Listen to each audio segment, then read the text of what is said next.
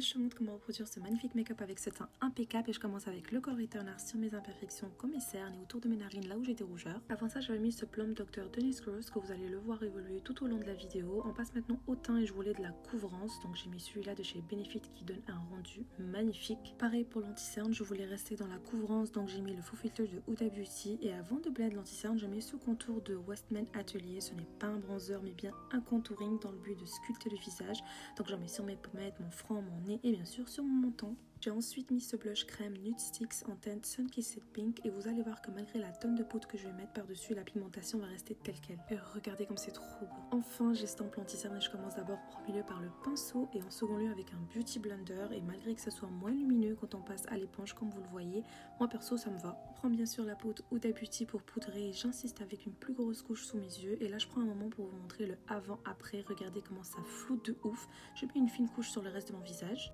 Je continue avec cette belle palette Charlotte Tilbury que j'utilise pour le bronzer afin de réchauffer mon teint. J'aime bien utiliser cette teinte de blush YSL Beauty au quotidien, mais quand je fais un look plus chargé, j'aime bien mélanger avec cette teinte aussi. Je commence avec la plus claire et je rajoute la plus foncée par-dessus et le mélange des deux est parfait. J'enchaîne avec l'highlighter de chez NARS et j'aime bien le glow qu'il donne sans qu'on voit vraiment les paillettes. Vous voyez le glow parfait. On arrive aux yeux, je mets ce fard à paupières liquide de Armani Beauty qui d'après moi est le meilleur sur le marché. Il s'estompe tellement avec facilité. J'aime bien l'utiliser comme fard de transition.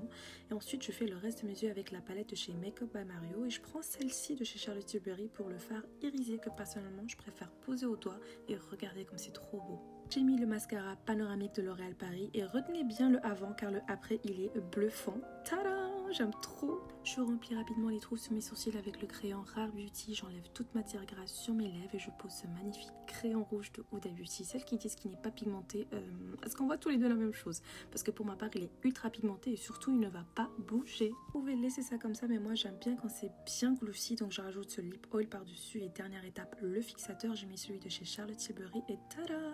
Regardez ce résultat assez chic tout en étant simple avec ce teint oufissime. Abonne-toi!